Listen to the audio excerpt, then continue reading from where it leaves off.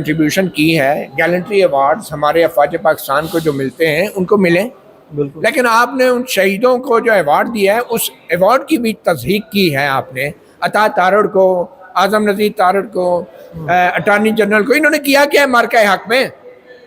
تنخواہ دار ملازم ہے یہ. جنہوں نے جانوں کی قربانی دی ہے وہ تو سمجھ آتی ہے، یا جنہوں نے ایک اصلی عملی طور پہ جنگ میں حصہ لیا ہے وہ تو سمجھ آتا ہے، ان کو آپ نے گیلنٹری ایوارڈ دیے. آپ یہ دیکھیں کہ وزیر اعظم کا جو تقریر لکھنے والا ہے اس کو بھی جو ہے وہ آپ ایوارڈ دے رہے ہیں. مجھے نہیں پتا کون ہے، کوئی ہمارا صافی بھائی ہوگا. کیا ایوارڈ کی لیا ہے انہوں نے مجھے بتائیں. آپ جو ہے جو پی ایس او ہیں بڑے افسران کے، ان کو بھی ایوارڈ دے رہے ہیں کہ کوئی انہوں نے فون اٹینڈ کیا، کوئی انہوں نے پیغام آگے کیا. یار ایوارڈ کا کوئی تو تقدس رہنے دیں، کوئی تو عزت اور وقار کسی ایوارڈ کی رہنے دیں. آپ ایک طرف کیسے کیسے لوگوں کو آپ ایوارڈ دے رہے ہیں جو کہ آپ کے شریک جرم بھی رہے ہیں، ٹھیک ہے، اور 3 مہینے بعد کوئی پتہ نہیں، آج 3 مہینے بعد ان میں سے بھی کوئی جو ہے نیب اسے پکڑ کے جیل میں ڈال دے کرپشن کے الزام میں. یہ کس قسم کی تحقیق کرتے ہیں؟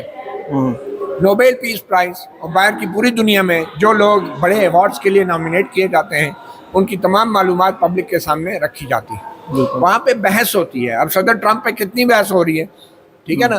تو یہاں پہ کسی کو کانو کان خبر نہیں تھی. وہ بندہ صبح اٹھا ہے، بیچارے نے منہ بھی نہیں دھویا ہوگا، اسے کہا ہوگا جلدی آ جاؤ تیرا ایوارڈ نکلا ہے.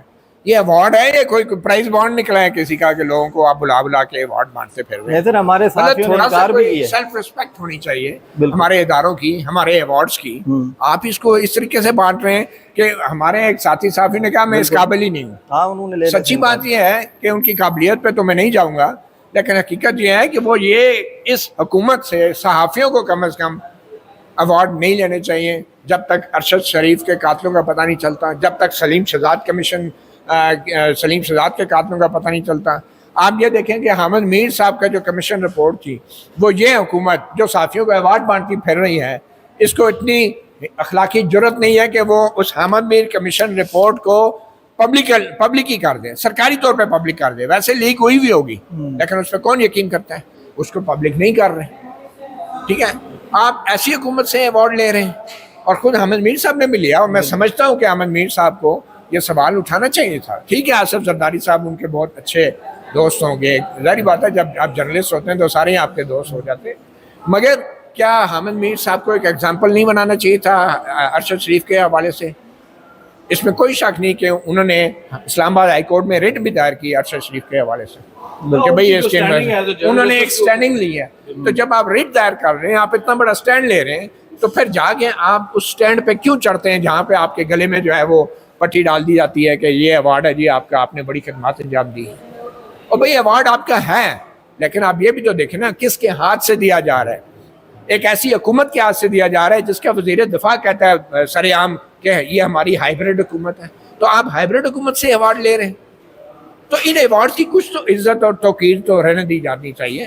اور میرے خیال میں اس طرح کے ایوارڈ صحافیوں کو بالکل نہیں لینے چاہیے، اور ایک سٹینڈ لینا چاہیے اور ایک وجہ بتانی چاہیے. یہ نہیں کہ میں اس قابل نہیں ہوں تو میں اس قابل نہیں ہوں. یہ کوئی کاز نہیں ہے، یہ کوئی ریزن نہیں ہے.